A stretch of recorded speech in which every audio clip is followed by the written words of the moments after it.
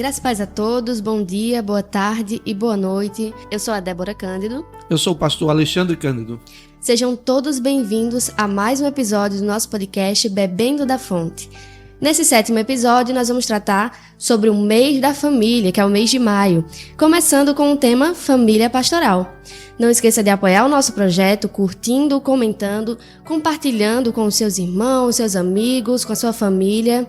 Não esqueça também de seguir os nossos canais. No YouTube você nos encontra como Igreja Batista de Bebedouro e no Spotify é só pesquisar Bebendo da Fonte. A família é um dos pilares da sociedade como um todo e também individualmente, mudando, influenciando os gostos, comportamentos, ideais e características de cada ser humano. Para abrir as conversas nesse mês da família, vamos tratar sobre a família pastoral, suas alegrias e seus desafios. O convidado de hoje é formado em teologia e educação cristã. É pastor, casado com a irmã Lucineide e pai do Lucas e da Lídia. Seja bem-vindo, pastor José Belarmino. Boa tarde, prazer estar aqui com vocês, espero contribuir. Muito bem, pastor. Pastor J é pastor da Igreja Batista El Elyon, lá na Santa Lúcia, né, no Tabuleiro aqui em Maceió. Isso, lá na Igreja Batista Santa Lúcia, estamos lá há 17 anos. Muito bem. Pastor, para a gente começar esse momento de conversa, acho importante iniciar desse primeiro momento na sua caminhada como um pastor. Então, primeiro, para que todo mundo conheça mais da sua história, há quanto tempo o senhor é pastor? E também, há quanto tempo o senhor está à frente de uma igreja? Estou pastor desde o ano de 2005, quando pastorei a primeira igreja, segundo meu ministério, na Igreja Batista Nascente, por 3 anos e meio. Aí saí de lá para assumir a Igreja Batista El Elyon quando fui ordenado, no dia 5 de novembro de 2008. Então já fazem 21 anos e meio que estou pastoreando. Pastor, como foi que sua família reagiu ao seu chamado? Aí eu gostaria que você falasse também um pouco, primeiramente, como foi o processo do seu chamado pastoral e depois como foi que sua família reagiu a esse chamado. Tá certo, pastor. Eu nasci num lar cristão. Quando eu nasci, meu pai já era diácono na primeira igreja batista de Maceió, irmão Belarmino, e ele tinha uma qualidade que hoje a gente não vê pouco nas igrejas, principalmente batistas, que é o evangelista. Ele, com outros irmãos, eles abriam um trabalho, e quando eu era criança, eu acompanhava meu pai às congregações, e desde pequeno as pessoas me chamavam: esse menino vai ser um pastor, esse menino vai ser um pastor. E fui crescendo na igreja, desenvolvi liderança com adolescentes, juventude, mas foi um chamado especial. Eu creio que todo chamado pastoral é especial, mas o meu foi: Deus colocou em mim uma enfermidade e não ficou dúvida no meu coração que aquilo era Deus me chamando. Sempre fui ativo na igreja, participei de Atletas de Cristo, era uma das lideranças. Pastor Johnson Tadeu, pastor da primeira igreja, da Igreja Batista Trapiche, quando precisou se ausentar, me convidou para assumir. E eu disse que não, que colocasse outro, que eu ajudaria. E em outubro de 98, eu tive uma paralisia facial. E naquele momento não houve dúvida no meu coração que era Deus me chamando para o ministério. E eu fiz num quarto secreto, eu e Deus, eu fiz uma aliança com ele, que se ele me curasse, eu ia entender que realmente era um chamado. E assim aconteceu, e naquele momento eu procurei o meu pastor Rogério Scheidegger Maia, que me encaminhou ao seminário. Saudoso pastor. Pastor, em memória. Como foi que sua família reagiu? Quanto à reação da minha família, tem um fato também interessante, que a minha esposa, ela se converteu criança, foi a primeira a se converter, e ela não queria ser esposa de pastor. Antes da gente se conhecer, ela foi flertada, né, por seminaristas, e ela não queria. E ela dizia: eu não quero ser esposa de pastor. Então, quando nós nos casamos em 97, em 98 eu tive o chamado, ela não teve muito o que fazer, né? Mas a reação dela foi: mas logo eu que não queria, e agora você é esposa de pastor. Eu disse: pois é, Deus tinha preparado você também, para que juntos pudéssemos assumir esse ministério.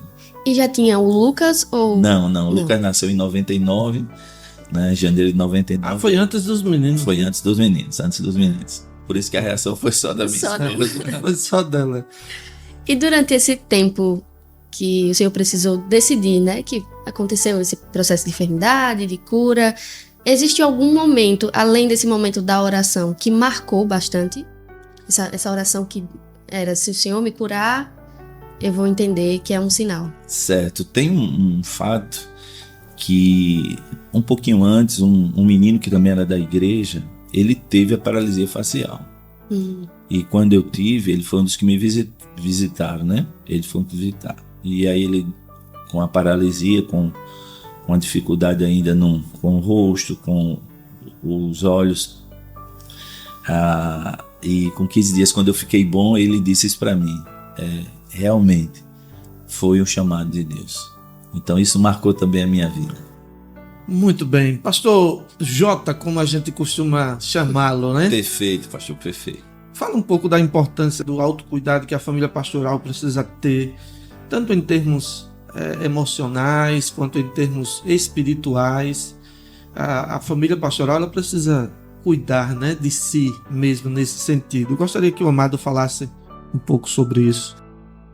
Certo, pastor. E como eu disse, eu nasci no lar cristão e acompanhando de perto a família dos meus pastores, mas eu via em alguns detalhes eles negligenciando a família, pensando naquela hierarquia: primeiro Deus, segundo igreja, terceiro família.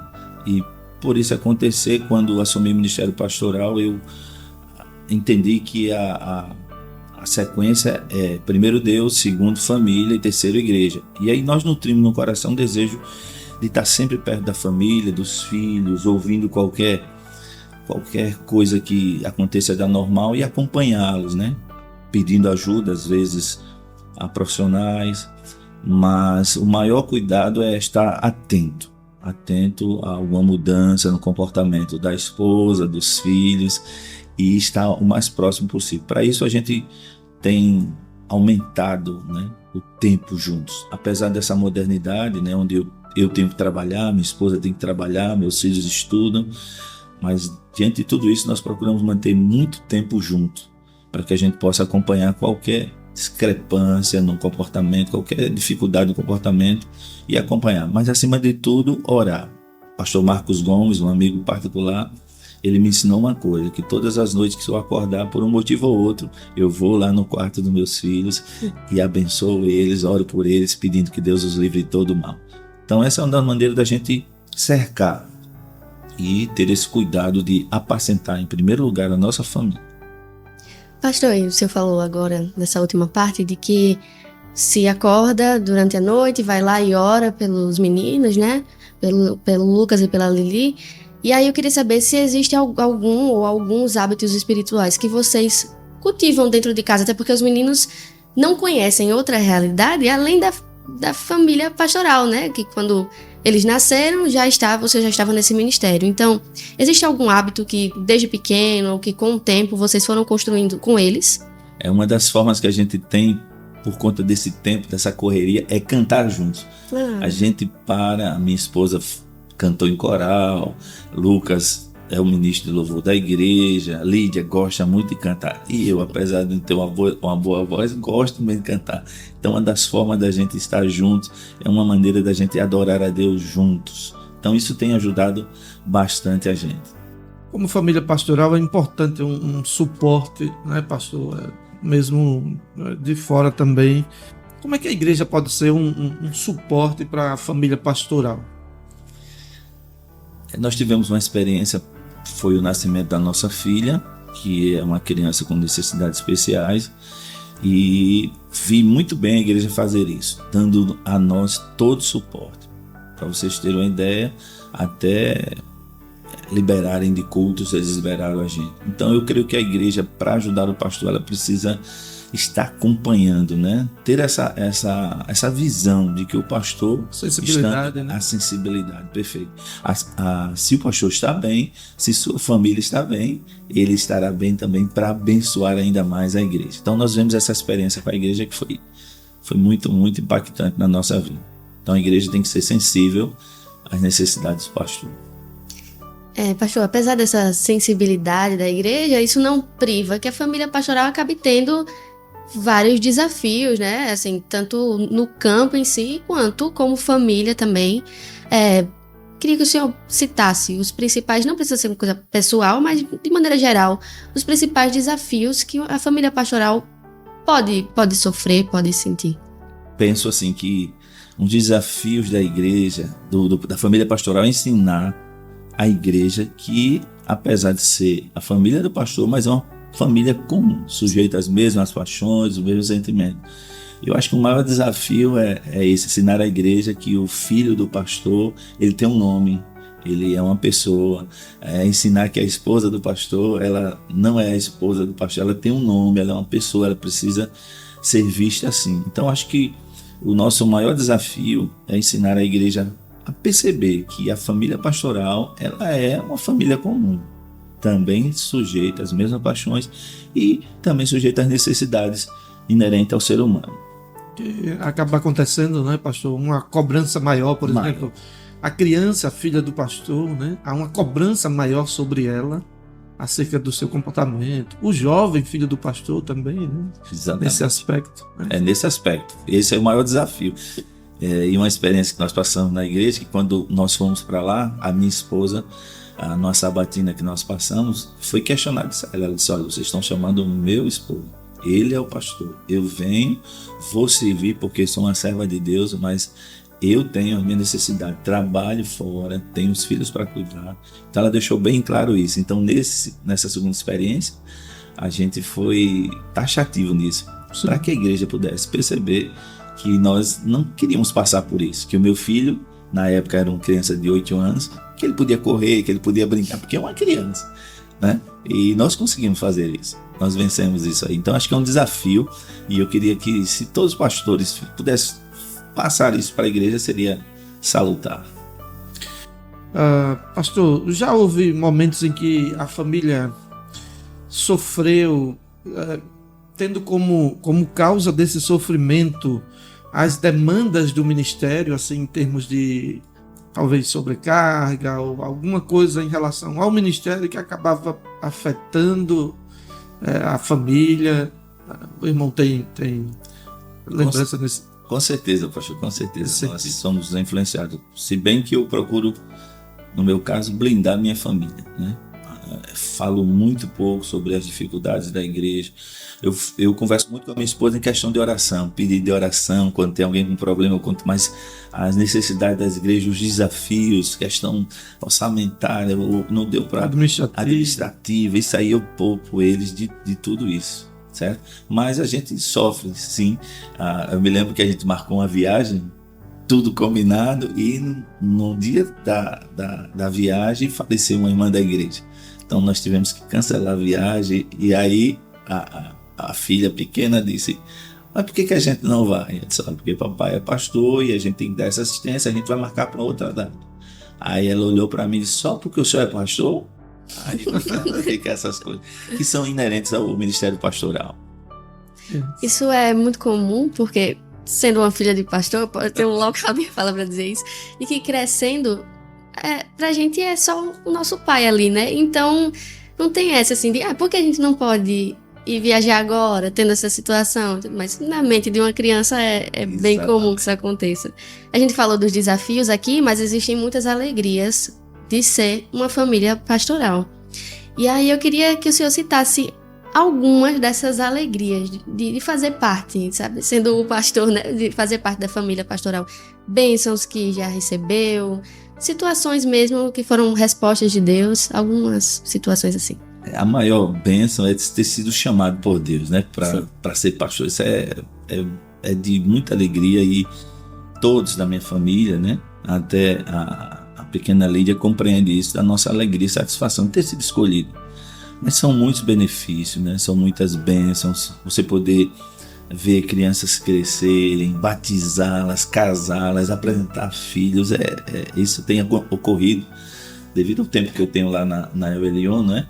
Há 17 anos que eu estou lá, então pude presenciar crianças que eu vi nascer, cresceram e hoje estão casados, têm filhos. Então isso é um dos benefícios do do Ministério Pastoral, que é maravilhoso, é gratificante. E acompanha isso, Acompanha. Vai ver todo esse processo, né, de desenvolvimento da pessoa e também da família, né? A pessoa é muito interessante. E tem um caso especial que eu vou contar, que tinha um menino que foi minha ovelha, que ele era cobrador de ônibus. Sim.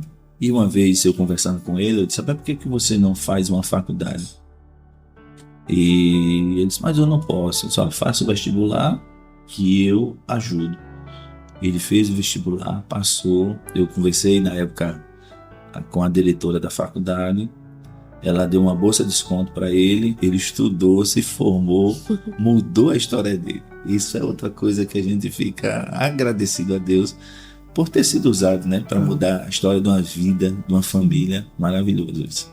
Não tem preço, né, Não pastor? tem preço. Eu creio que o pastor falou sobre isso, mas se puder acrescentar, a pergunta é o seguinte: há algum testemunho marcante envolvendo sua família e a igreja, né, em termos de participação, né, participação mútua, uma influência? Eu vou usar um exemplo. A minha esposa, ela teve um problema sério de saúde e eu era pastor em São José da Laje, a Igreja Batista Filadélfia, e foi um momento assim muito, muito difícil. Depois veio a pandemia. Ainda nesse momento ela estava doente, né? E aí o que acontece? Nós recebemos um apoio grande, sobretudo das irmãs da igreja. Para que se tenha uma ideia, tem uma irmã Michele, eu vou falar porque é um exemplo bom, né? Posso falar o nome? Irmã Michele, ela é enfermeira e a minha esposa precisou tomar muito corticoide e tal, então ficava com retenção de líquido nas pernas e tal. E eu lembro de ver a irmã Michele, que era da igreja, indo na nossa casa para poder fazer uma massagem, né?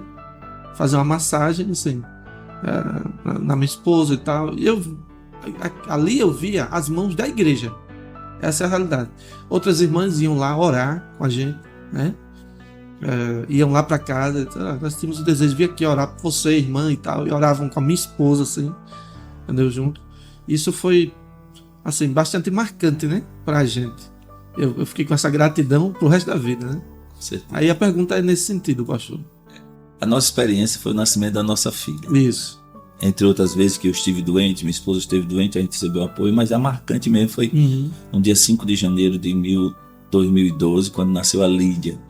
E ela nasceu com a síndrome de Down, e a gente vinha cuidar dos irmãos quando ia nos visitar, porque Lídia, apesar de ter a síndrome de Down, ela era muito ativa, e a gente vinha cuidar dos irmãos, dizer assim: ela não tem a síndrome de Down, ela não tem. A gente sabia que eles queriam acalentar a gente. Sim. Mas pela experiência nossa, nós estávamos vivos, e o apoio que recebemos em casa, e as irmãs, né, que era, como o senhor falou, pastor, o braço da igreja. A gente vê a igreja trabalhando. Então hoje tem irmãs como a irmã Silvana, irmã Liliane, que já não está mais conosco na igreja, está em outro ministério, irmã Cícera Leonardo. Estou citando o nome porque são exemplos bons. Isso. São pessoas que foram verdadeiros anjos. Isso mostra que não esquece, né?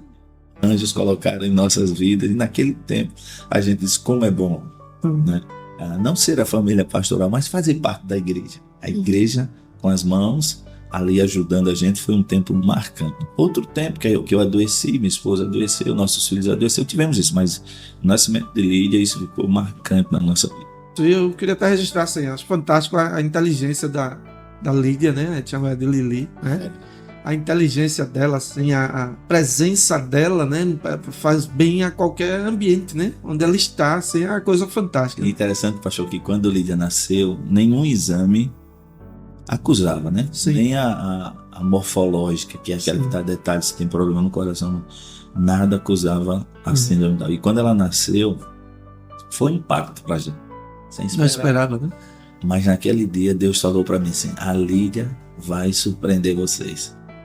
E eu disse isso, a minha esposa ainda abalada no hospital, disse pra ela: olha, Deus acabou de me dizer que a Lídia vai nos surpreender, e ela tem nos surpreendido. Deus é muito bom. Deus é muito bom. Inclusive tem canal na internet, né? Planeta Down Lili. Quer seguir no Instagram. Muito bem. Planeta Down Lili. Eu sou um seguidor.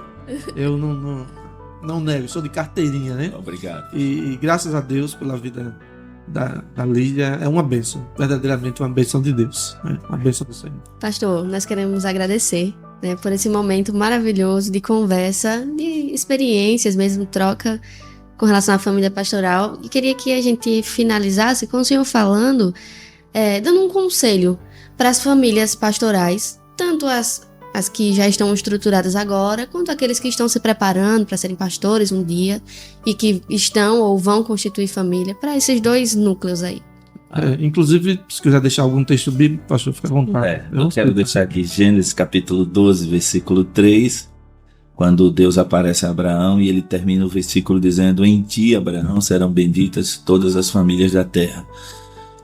Eu creio, pastor, que hoje as pessoas não têm a família como um cuidado que as pessoas devem ter realmente. Acho mais emocional, assim, afetivo, mas a família é um plano divino e nós precisamos ter isso em mente. Então, o recado que eu deixo é que priorize sua família, né? Siga tudo aquilo que a Bíblia normatizou para a família, né? O marido cumprindo seu papel como cabeça, a mulher como ajudadora, os filhos obedientes aos pais para que os dias deles sejam prolongados na terra. Então, o meu recado é: absorva a bênção de Deus para sua família, dedique-se a ela e você colherá os frutos, né? Uma coisa, pastor, que eu vejo também é que Deus ele sempre teve um propósito para a família. Quando ele foi salvar Noé, ele salvou Noé e a família. Quando ele foi salvar Ló, ele também deu a oportunidade até dos genros, mas eles não quiseram. Então Deus ele tem uma preocupação lá com o carcereiro, né, em Atos. Isso. Crer em Jesus Cristo será salvo tu e a tua família. Então a família é um projeto de Deus e nós precisamos pensar nisso com mais carinho, com mais dedicação, para viver tudo aquilo que Deus tem para nossa família. Eu creio que são bênçãos, como diz aqui o texto de Gênesis 12, 3. Muito obrigado, pastor. Que bênção. Deus abençoe a família pastoral, né, do pastor José Bellarmino. Deus abençoe todas as famílias também. Nós queremos agradecer a sua disponibilidade em poder vir aqui abençoar a todos. Eu tenho certeza que todos que estão ouvindo esse podcast estão sendo abençoados por Deus através das suas palavras. Nós queremos agradecer a você que ficou até aqui nesse momento, nesse episódio. Nós continuaremos com essa conversa, com essa temática sobre a família, nesse mês da família, e que nós possamos absorver tudo aquilo que foi falado aqui e tudo aquilo que vai ser falado nos próximos episódios. E para você ficar sabendo de tudo, acompanhando, quando chegar um novo episódio, não esqueça de nos seguir no YouTube com a Igreja Batista de Bebedouro e no Spotify com Bebendo da Fonte Podcast. É só pesquisar. Não esqueça de curtir, comentar e compartilhar e seguir os nossos canais, porque assim o algoritmo vai entender que você tem interesse, tem vontade de continuar consumindo o nosso conteúdo. Até o próximo episódio. Deus abençoe a todos e fiquem com Deus. Deus abençoe em nome de Jesus.